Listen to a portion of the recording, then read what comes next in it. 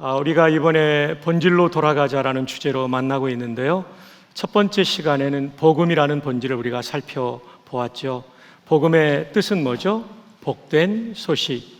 요한겔리온의 유래를 통해서 죽지 않아도 되고 노예로 살지 않아도 되는 소식. 그것이 예수님의 십자가에서 이루신 일이라는 것, 또 부활까지를 우리 어제 살펴보았습니다.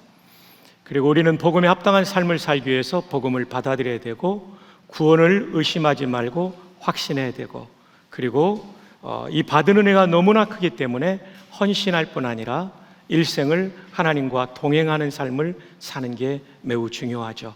그리고 이 소중한 복음을 다른 분들에게도 전할 수 있어야 되겠죠. 어제 양 역할했던 형제님 어디 계십니까? 한번 잠깐 일어나 주실래요? 이 앞으로 나오실래요? 제가 어제 세탁비를 드린다고 약속을 했기 때문에. 네. 근데 잠깐만 오세요.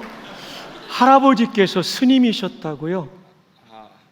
네, 증조 할아버지. 증조 할아버지가 누구셨죠?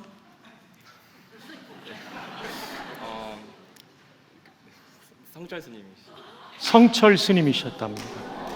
어제 제가 예화로 들었던 그 어른의 증손자이십니다.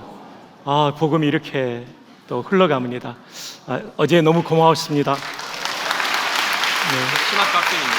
오, 그래요? 총신대 신학과 학생이에요? 몇 학년이세요? 2학년. 오와우! 박수로 한번 격려해 주십시오. 네, 감사합니다. 아유, 정말 저 성철 스님 가족은 처음 만납니다.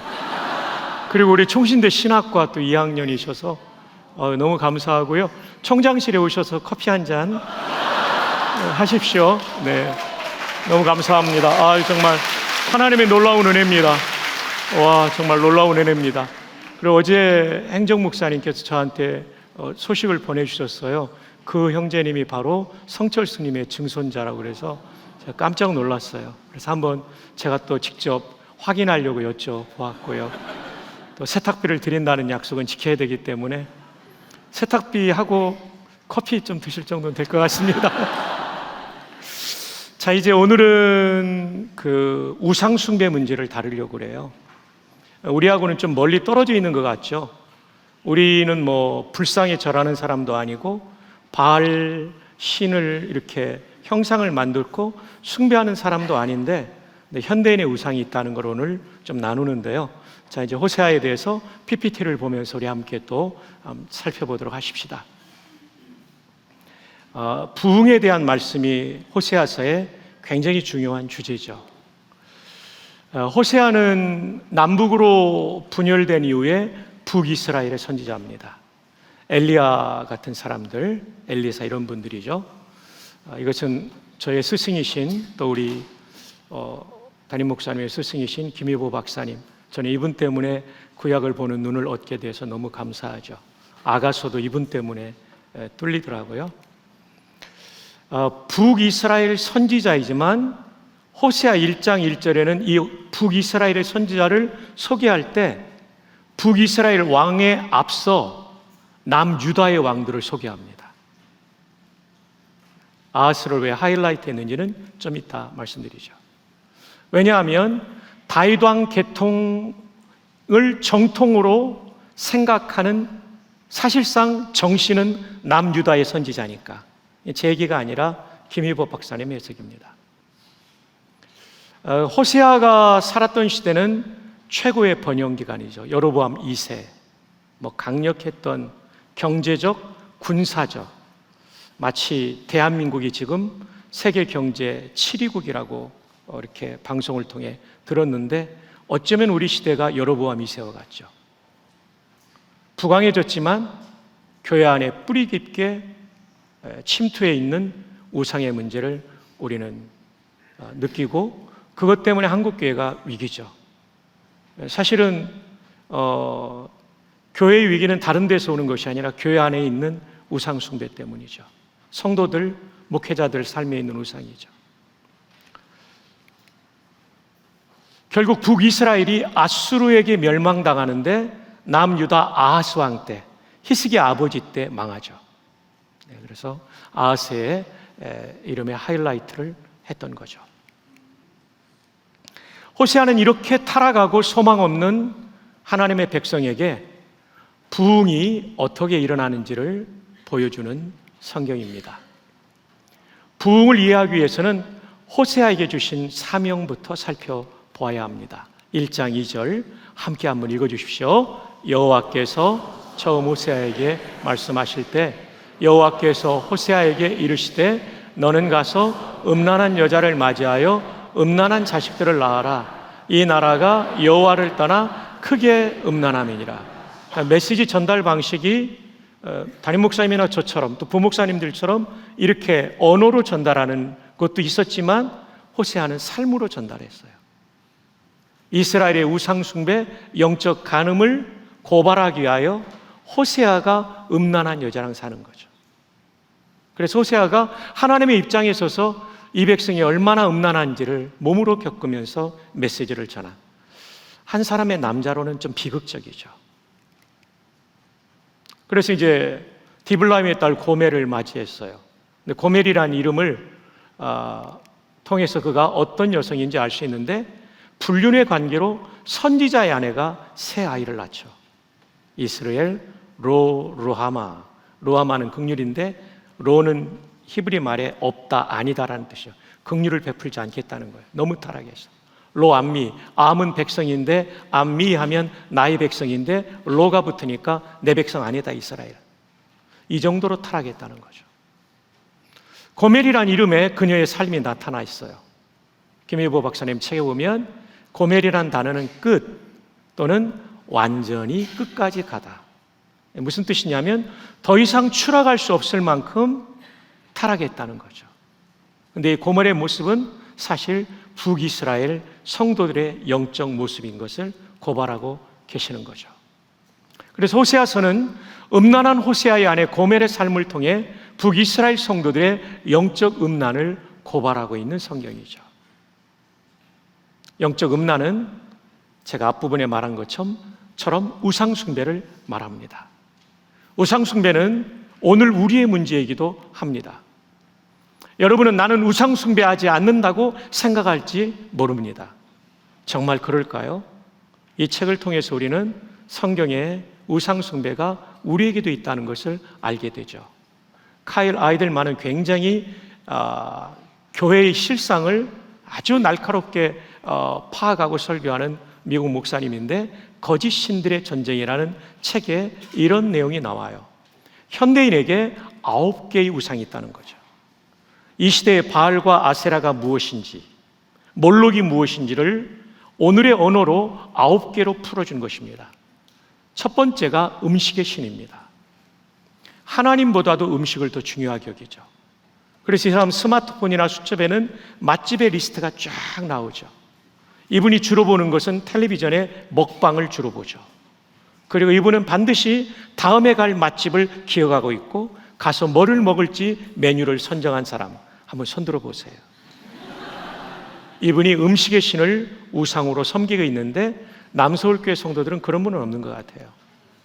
두 번째가 섹스의 신입니다.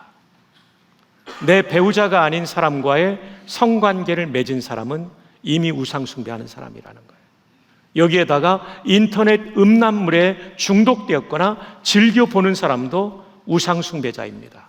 섹스의 신을 섬기고 있죠. 얼마나 많은 사람이 섹스의 신을 섬기고 있습니까? 오락의 신입니다. 오락의 신. 그래서 이 사람은 게임하는 거, 컴퓨터 게임을 좋아합니다. 스포츠 자체가 나쁜 건 아닙니다.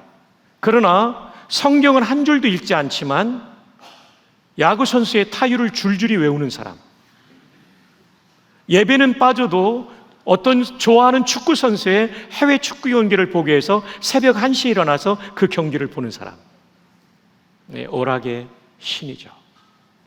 그래서 카일 아이들만은 그런 얘기를 합니다. 미식 축구 경기장은 거대한 신전과도 같다.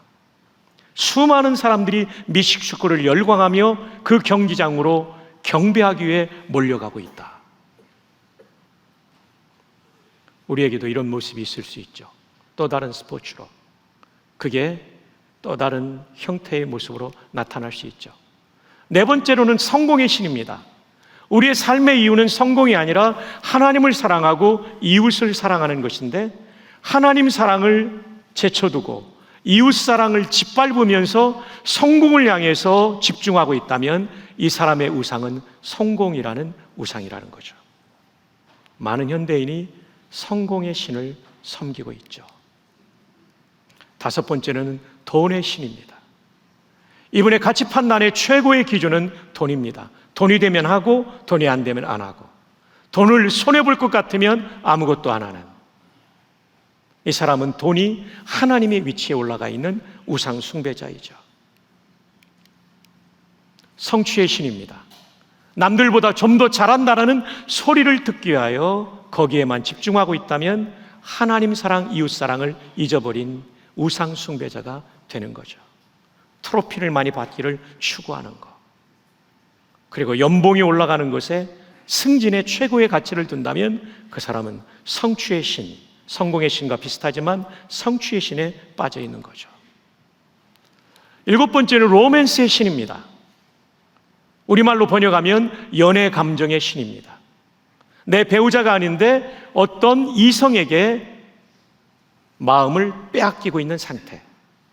지나가다가 호감이 들 수 있지만 그것이 내 머리에 잠깐 새가 앉을 수는 있지만 둥지를 틀면 안 된다는 게 말틴 루터의 말 아닙니까? 이것이 내 마음을 사로잡고 있다면 그 사람은 로맨스의 신을 섬기는 거죠. 동창들, 초등학교 동창회 갔을 때 아련히 떠오르는 그 여인, 이러면서 로맨스를 추구할 수 있고 노래방을 갈 수도 있다는 거죠. 관악산 등반을 가면서 손을 잡아줄 때 전기가 찌릿하고 통할 수도 있죠. 이거 조심해야 됩니다. 로맨스의 신은 섹스의 신으로 연결될 수 있기 때문이죠. 여덟 번째는 가족의 신입니다. 전통적으로 대한민국은 3대 종교가 있습니다. 기독교, 천주교, 불교. 요즘은 4대 종교라고 그러죠. 기독교, 천주교, 불교에 대학교가 들어가 있습니다. 더 좋은 대학을 보내기 위하여 자녀에게 하나님을 경외하는 법을 가르치지 않고 하나님을 섬기는 것을 1순위에 두지 않는다면 그분은 가족의 신을 섬기는 거죠. 젊은 부부일 때는 배우자 때문에 하나님을 섬기지 못한다면 이것도 가족의 신일 수도 있죠. 얼마나 많은 현대인들이 가족을 섬기기 위해서 주일을 빠집니까? 가족의 신을 섬기는 우상 숭배자이죠. 그리고 굉장히 많은 사람이 해당되는 마지막 9번째, 나라고 하는 신입니다. 내가 하나님보다 중요한 거죠. 내 생각이 하나님 생각보다 중요한 거죠. 내 가치관이 성경보다 중요한 거죠. 그 우상 숭배라고 말합니다. 9가지의 우상 숭배, 여기에 해당되는 것이 무엇일까를 진지하게 생각하는 것이 사경회가 되어야 됩니다. 그래야만 사경회 이후에 나의 우상 숭배가 끝나고 부흥이 비로소 내 인생에 찾아올 수 있기 때문이죠. 나라는 신에 대해서 좀 더 설명드리겠습니다. 입실렌티의 세 명의 그리스도라는 책이 있었습니다. 정신과 의사인 밀턴 로키치 박사가 미시간주의 입실렌티라는 작은 마을의 그 정신과 병원에서 근무할 때 쓴 책입니다. 1964년도에 나왔으니까 꽤나 오래된 책이죠. 이 책이 영화로도 나왔습니다. 2017년도입니다. 이 의사 선생님께서 정신병 환자들을 치료하다 보니까 3사람 정도가 아주 공통적인 질병을 앓고 있었어요. 정신질환이죠. 그건 뭐냐면 전부 자기가 메시아, 다른 말로 하면 그리스도라고 주장하는 거예요. 그래서 이 밀턴 로키치 박사가 이 사람들을 치료하는 좋은 방법은 함께 집단 치료를 하면 그래도 저 사람도 그리스도라고 하는데 과연 내가 그리스도일까? 이렇게 헷갈리면서 치료가 되기를 바라면서 집단 치료를 시작했어요. 근데 모일 때마다 어떤 일이 생기냐면 3명 중에 1명이 꼭 그런데요. 나는 메시아야, 그리스도지. 세상을 구원하기 위해서 보냄받았어. 그러면 로키치 박사가 여쭌대요. 누가 보내셨나요? 하나님이시지. 그럼 옆에 있는 환자가 그런데요. 나는 너를 보낸 적이 없다. 그러면 마지막 환자가 꼭 그런데요. 그러니까 너희들이 미쳤지. 그래서 우리가 병원에 있는 거 아니야? 이게 반복되더래요. 결국 치료가 안 되는 거죠. 여기서 우리는 뭐를 배울 수 있습니까? 우리가 그 정도 수준은 아니지만 현대인들의 마음속에는 지나친 자기중심성을 가지고 있다는 거죠. 장로님의 기도처럼 이게 우리의 모습이죠. 너무나도 놀랍게 화 목사님과 저 목사이지만 저희도 조심해야 될 부분이죠. 그리고 우리 모두가 조심해야 될 부분이죠. 자칫하는 순간 하나님의 뜻보다 내 뜻이 앞설 수가 있죠. 우리 모두가 그럴 수 있죠.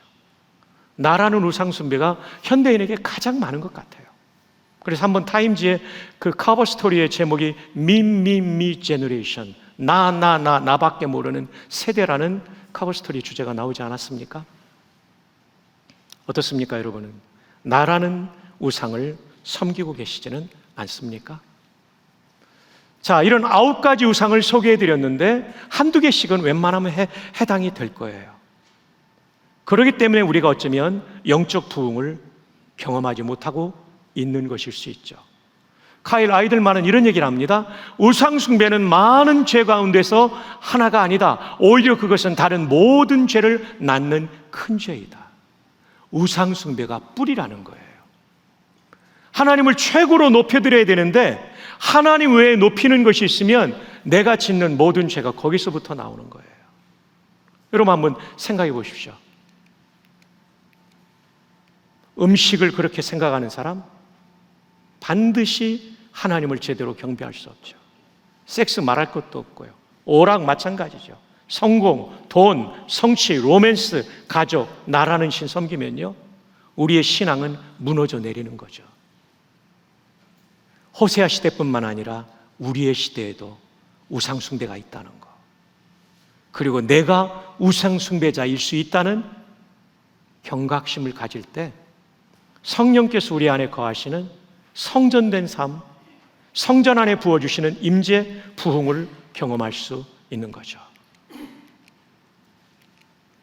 우상 숭배는 하나의 문제가 아니다. 그것은 우리가 가진 모든 문제의 본질이다.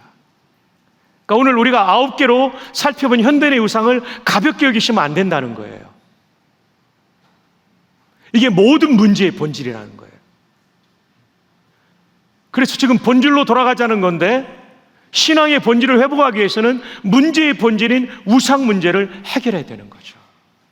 그러지 않고는 깊이 있는 신앙은 불가능하고 영적으로 살아나는 부흥, 이것은 불가능하다는 것. 이것이 호세아서가 줄기차게 말하고 있는 내용이죠.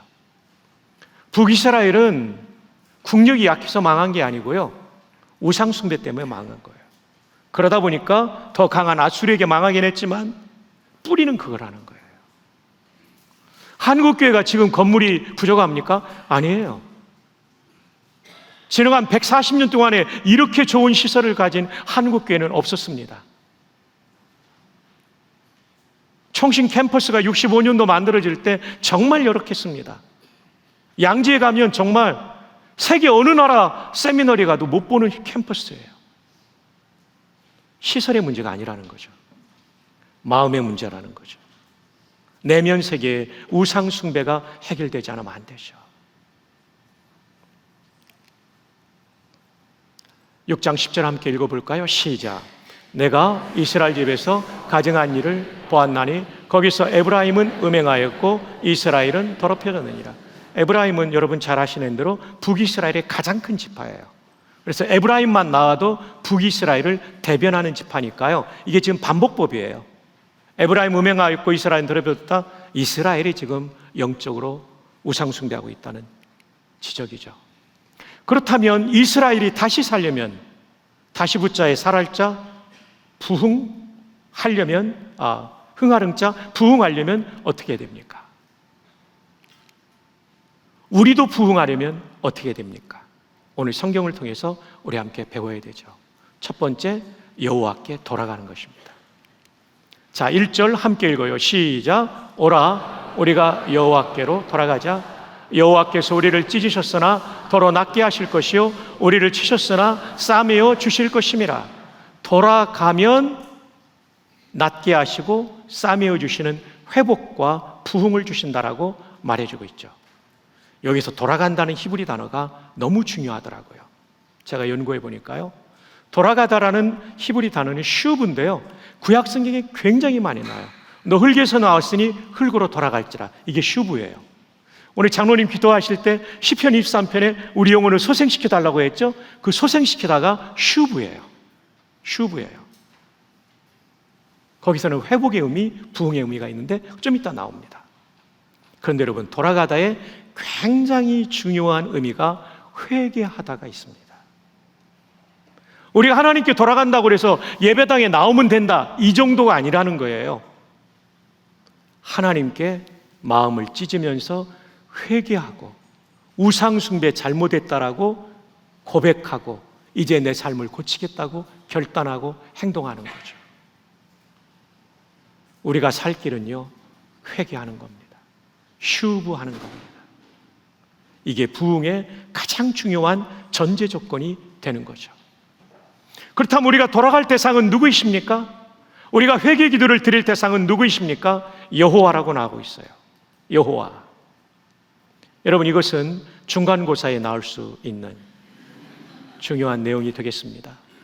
BDB 사전에 217에서 18쪽에 나오는데요, 이스라엘 하나님의 고유한 이름, 엘로힘이라는 게 그 옆에 나오는 히브리어인데요, 엘로힘은 이방신에게도 쓰는 하나님이라는 단어입니다. 엘로힘은 이방신에게도 써요.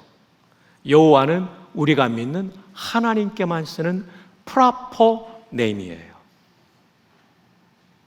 중요하죠? 두 번째, 이 사전에 보면 생명을 주시는 분, 라이프 기버라고 되어 있습니다. 창조자, 크리에이터라고 되어 있어요. 코로나 때 제가 이 연구를 했는데 너무나 힘이 되더라고요. 힘이 생기더라고요. 감염되는 사람들, 교회 출석하지 못하는 성도들 때문에 마음 아프고 힘들어 가는데 힘이 참 들고 어려운데, 여호와, 그분은 생명을 주시는 분. 그래, 우리 성도들에게 생명을 주시고 교회가 침체되어 있을지라도 여호와께서 도와주시면 생명력이 일어날 줄 믿습니다. 와, 하나님의 이름, 여호와의 이름만 알아도 힘이 되더라고요. 그러니까 우리가 하나님의 이름을 알고 그분을 인격적으로 묵상하면 이런 힘을 얻는 거죠. 세 번째로는 절대적이고 변함이 없으신 분. 우리 모두는 상대적이잖아요. 나보다 약한 사람 앞엔 강자지만 나보다 강한 사람 앞에 우리는 약자예요. 그러나 하나님은 모든 사람, 모든 문제보다 절대 강자이십니다. The absolute one. 이 여호와께서 도와주시면 해결되지 못할 문제가 없습니다. 여러분 개인의 문제, 가정의 문제, 또 국가의 문제, 여호와께 의지하고 기도하면 그분께서 가장 좋은 방법으로 응답해 주실 것입니다. 또한 그분은 변함이 없으신 분, unchangeable one. 우리는 변심, 변덕불이지만 하나님은 언제나 거기 계셔요. 기다려 주셔요. 우리가 돌아가기만 하면 만나주시는 그분이시죠. 4번, 자기 모순이 없어요. self consistent가 없어요. 자기 모순이 없고 변함이 없이 영원히 사시는 분, ever living 하신 분이죠. 여러분, 우리는 어제 말씀드린 것처럼 언젠가는 다 죽습니다. 우리가 우리의 자녀손을 영원토록 책임질 수 없어요. 그러나 우리 하나님께 맡기면 영원히 사시는 하나님께서 우리의 자녀손을 책임져 주실 줄로 믿습니다. 작년에 저희 어머님이 돌아가셨는데 남편이 일찍 여의고 정말 고생 많이 하신 어머님이 90세로 돌아가셨어요. 저는 느껴요. 어머님은 떠났지만 어머님의 수십 년의 기도는 저와 저희 자녀들의 생애 속에 그대로 응답될 것을. 영원히 사시는 여호와. 마지막 5번째로는요, 자존자, 스스로 존재하시고 본질상 이름을 부여할 수 없는 분이죠. unnameable 하신 분이죠. 그리고 불가해하신 분, 구원과 신앙생활에 있어서는 충분히 하나님을 알 수 있지만 그렇다고 하나님을 전부 알 수 없는 inexplicable 하신 분이시죠. 여러분, 이 일화는 아마 너무 잘 아실 거예요. 어거스틴이 어느 날 북아프리카의 해변을 걸으면서 삼위일체의 진리를 묵상하고 있었어요. 삼위일체의 진리를 다 알 수가 없어가지고요. 그래가지고 바닷가를 걷고 있는데 어린 소년 하나가 모래성을 쌓고 있더래요. 그리고 바가지 하나로 바닷물을 퍼 나르더래요. 얘야, 뭐 하고 있니? 예, 저 이 세상의 온 바닷물을 이 성에다 쌓으려고요. 어거스틴이 말했어요. 그 작은 성에 어떻게 바닷물을 다 담을 수 있니? 그런 순간 이 소년이 사라졌어요.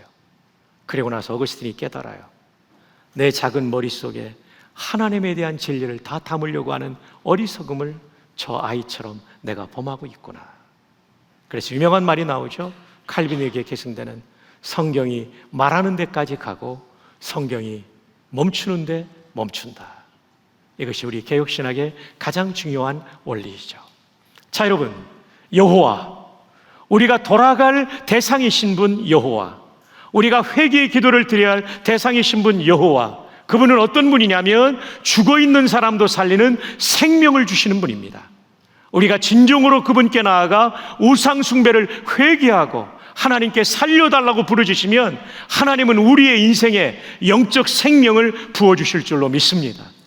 한국교회 부흥을 다시 주실 줄로 믿습니다. 그분은 절대적이신 분이기 때문에 얼마든지 아무리 어려운 상황에 추락해 있다 할지라도, 사회적 비난을 교회가 받고 있다 할지라도 하나님은 우리를 새롭게 하실 수 있는 절대자, 그분이십니다. 우리가 돌아가야 될 대상은 바로 이 여호와입니다. 우리 한국교회 성도들의 희망은 사람에게 있지 않습니다. 여호와께 있습니다. 우상 숭배를 회개하고 돌아가면 살려주실 것입니다. 우리가 여호와께 돌아가기만 하면, 즉 회개하기만 하면 부흥이 일어날 것입니다. 이 돌아가다라는 단어에 또 하나의 뜻이 부흥하다라는 뜻이 있어요.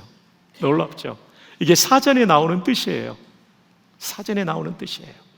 이 뜻이 여러 개 있어서 제가 더 실어놓진 않았어요. 왜냐하면 복잡하실까 봐. 근데 여기에 장로님 아까 말씀하신 소생, 리스토어가 여기 들어가 있어요. RERE로 시작되는 뜻이 쫙 나옵니다. 돌아가면, 즉 회개하면 하나님께서 소생도 시켜주시고 회복이라는 말이죠. 뿐만 아니라 역동적으로 살아 움직이는 부흥도 우리에게 주실 줄로 믿습니다. 자, 이제 호세아 6장 2절 함께 읽어주세요. 시작. 여호와께서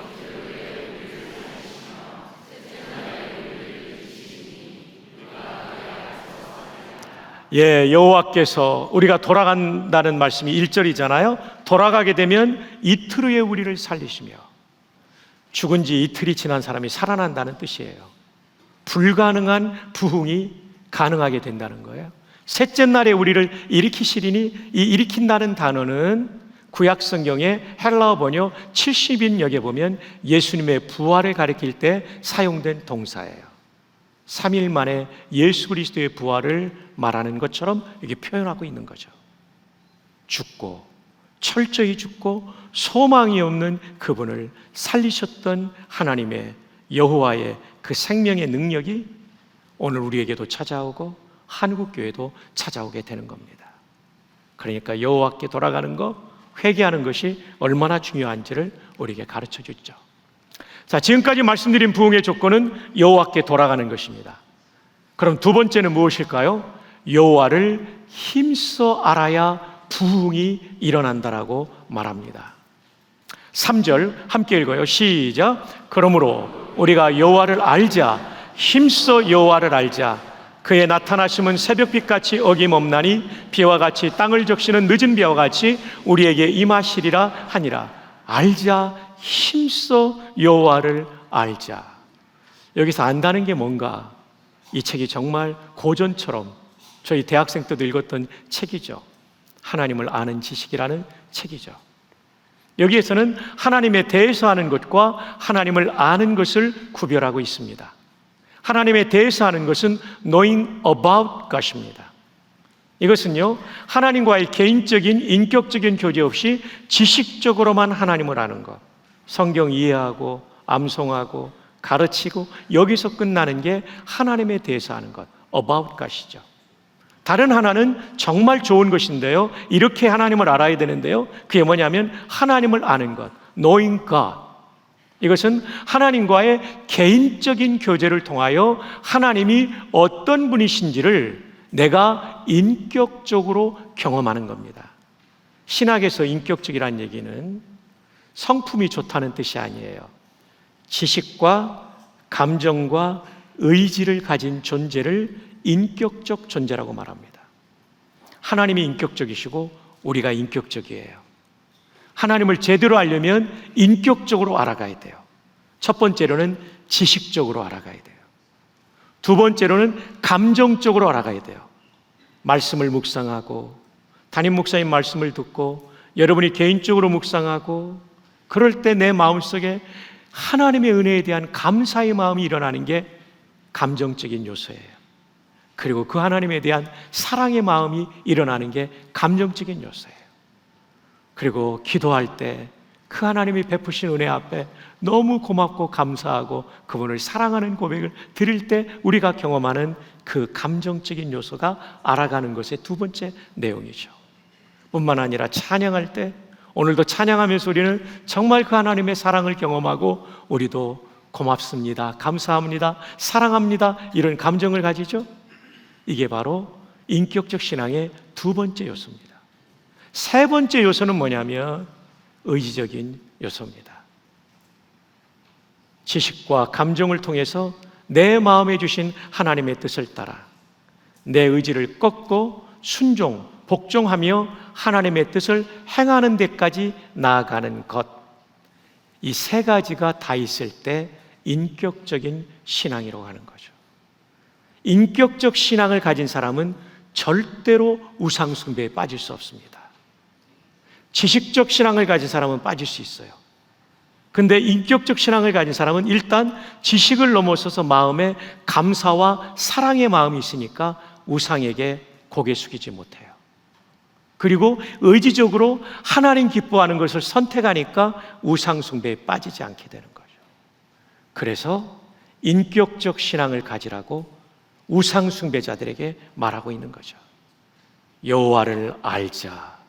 힘써 여호와를 알자. 이 얘기는 지식과 감정과 의지로 하나님을 더 많이 알아가 봐라. 그런 신앙일 때 하나님을 영화롭게 할 수 있고 하나님의 통치가 내게 임하고 우상을 이길 수 있는 진짜 신앙이다 라고 말하고 있는 거죠. 예수님을 믿을수록요, 저는 이 감정의 부분이 더 풍요로워지는 걸 느낍니다.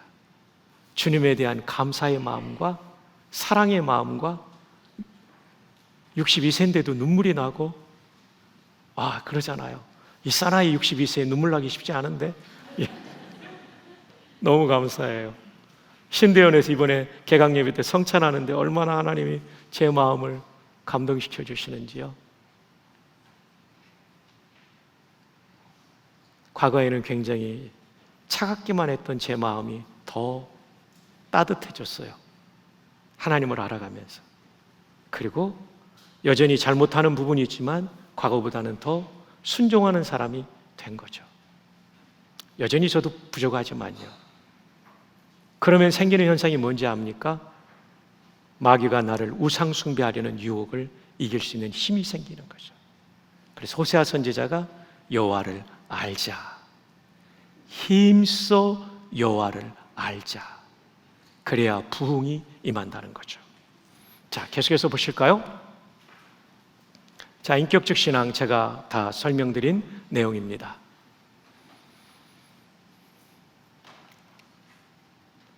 그래서 이렇게 권면하죠. 그러므로 우리가 여호와를 알자, 힘써 여호와를 알자. 인격적으로 하나님을 알아가면 그의 나타나심은 새벽빛같이 어김없나니. 우리가 인격적 신앙을 가지지 못하니까 인생의 어둠이 계속되는 거예요. 근데 인격적 신앙을 가지면 여러분 오늘 새벽에도 동터 왔잖아요. 어김없이 하나님께서 우리에게 빛을 비춰주시는 거예요. 인생의 어두움을 물리칠 수 있는, 여러분의 마음의 우울을 물리칠 수 있는, 시대의 어두움을 물리칠 수 있는 그 빛을 주시는 거죠. 그리고 이어지는 말씀이 비와 같이 땅을 적시는 늦은 비와 같이 추수를 앞두고 내려서 곡식과 과일에게 풍성한 플래시, 이 살, 어떻게 말해야 돼? 과육, 이 풍성할 수 있도록 만들어주시는 늦은 비의 은혜가 있다는 거죠. 여호와를 인격적으로 아는 사람, 지식을 넘은 감정, 의지까지 나아간 사람은 나이가 들수록 풍성한 인격과 신앙의 열매를 가지게 되는 거죠. 우리 그런 신앙의 자리로 나아가기를 바랍니다. 나이 들어서도 부흥을 경험하는 거죠. 지금까지 말씀드린 부흥의 조건은 첫 번째, 여호와께 돌아가는 거예요. 이건 뭐죠? 회개하는 겁니다. 회개하는 것. 두 번째로는 여호와를 힘써 아는 것입니다. 지식적인 하나님을 아는 것 정도가 아니라 그 하나님을 말씀을 통해 묵상하고 기도와 찬양 가운데 경험하는 가운데 감사와 사랑의 마음이 가득 차는 거죠. 그리고 의지적으로 순종함으로써 순종할 때 주시는 은혜를 통해 하나님을 아는 것. 이것이 부흥의 조건이에요. 마지막 세 번째는 여호와를 인내하는 것입니다. 여호와를 인내하는 것입니다. 제가 말씀을 연구하면서 인내라는 단어의 새로운 측면을 알게 되었어요. 자, 6장 6절에 보면 나는 인내를 원하고 제사를 원하지 아니하며 번제보다 하나님을 아는 것을 원하노니라. 여러분, 하나님이 예배를 얼마나 중요하게 여기십니까? 번제를 온 땅을 두루 살피면서 좋은 예배자를 찾잖아요. 근데 하나님을 알지 않는 예배자는 좋은 예배자가 아니기 때문에 번제보다 하나님 아는 것을 원하노라.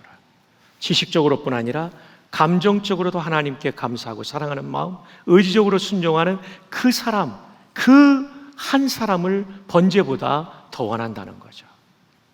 인격적인 신앙이 얼마나 중요합니까? 그러면서 인애를 원하고 라는 말이 나오고 있어요. 여기서 인애는 무슨 뜻일까요? 여러분이 많이 들어보신 헤세드입니다. 헤세드의 기본적인 의미는 사랑이에요. 여기서 한 걸음 더 나간다면 언약적 사랑. 하나님이 우리랑 손가락 걸고 약속한 것처럼 약속을 잘 지키신 하나님이 끝까지 우리 사랑한다는 거예요. 그래서 변함없는 사랑으로 번역되는데 놀랍게도 이 본문에서는 충성으로 번역되어 있어요. 영어 번역 중에 가장 원문에 가까운 번역은 NASB입니다. 쉬운 건 NIV, 더 쉬운 건 Living Bible, New English Bible, NEB 이런 것들이 있는데 가장 원문에 가까운 번역은 NASB입니다. New American Standard Bible이죠. 놀랍게도요, 제가 본문을 묵상하면서 여러 번역을 참고하다 보니까 이게 충성이라는 단어로 영어로는 번역되어 있더라고요. 헤세드가. 그러니까 이분들은요, 헤세드의 여러 의미 중에 문맥상에 가장 맞는 것을 끼워 넣은 거예요. 그게 로열티, 충성인 거예요. 진짜 사랑은 충성이기 때문에 그래요. 우리가 결혼 서약할 때 그 서약은 사실은 충성의 서약 아닙니까? 이 여자만 사랑하겠다고, 또 이 남자만 사랑하겠다고. 제가 결혼 앞두고 대학 선배 김재영 목사님이라는 분한테 물어봤어요. 형님, 결혼식에 가장 중요한 게 뭡니까? 서약이지. 왜요? 다른 순서보다 더 중요한 건 배우자와 함께 평생을 신실하게 사랑할 것을 하나님과 증인들 앞에 약속하는 거야. 그래서 제가 서약 시간에 제가 크게 하려고 다짐을 했어요. 그래서 박이천 목사님께서 신랑 박성규는 신부 김혜옥을 아내로 맞이하여 쭉 나온 다음에 사랑하겠느냐 그러더라고요. 그래서 제가 크게 했어요. 지금은 제가 크게 안 하는데, 왜냐하면 여러분 귀가 좀 그럴까 봐요.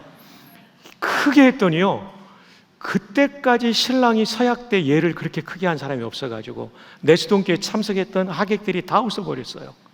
박이천 목사님도 그런 신랑은 처음이었는지 웃어버리셨어요. 그래가지고 박 목사님이 중요한 순서를 빼먹었어요. 성혼 선포를 빼먹였어요. 그래가지고 끝나고 나오는데 우리 화 목사님께서도 아시는 이강일 목사님, 저랑 다 동갑이거든요, 셋이. 저보고 부부가 아니라는 거예요. 내가 왜 부부가 아니야? 지금 결혼식하고 목사님께서 다 하셨는데 성혼 선포 빼먹었다는 거예요. 그러고 보니까 안 하셨더라고요. 그래서 제 아내가 또 갔어요. 목사님 성혼 선포 빼는데 지금 해주세요 그랬더니 그거 단 거라고. 그래서 넘어갔는데 잘 살고 있습니다. 여러분, 진짜 사랑은 충성입니다. 괴로우나 즐거우나 이 여자를 사랑하는 겁니다. 애국가에 나오는 것처럼 나라 사랑하세 뿐만 아니라 이 남자를 사랑하는 겁니다. 그게 헤세드예요. 언약적 사랑이기 때문에 변하지 않는 거, 충성하는 거죠. 자, 다시 본문으로 돌아올까요? 하나님께서 원하는 게 나는 인애를 원하고를 영어 번역으로 그냥 써보세요. 나는 충성을 원한다. 너희들 변했잖아. 나 사랑한다고 말했는데 지금 바알 사랑하고 있잖아. 나 사랑한다고 말했는데 지금 성공의 신을 사랑하고 있잖아. 돈의 신을 사랑하고 있잖아. 오락의 신을 사랑하고 있잖아. 로맨스의 신을 사랑하고 있잖아. 너희들 지금 충성을 잃어버린 거야 라고 지금 말하고 계시는 거죠. 출애굽기 23절 너는 나 외에는 다른 신들을 내게 두지 말라. 9개의 신이 내 집안에 내 마음 안에 있지 않는지를 봐야 되는 거죠. 우상 만들지 말고 형상도 만들지 말라. 나는 인애를 원하고 하나님 아는 것을 원하노라. 그러니까 인애와 하나님 아는 것은 동전의 양면입니다.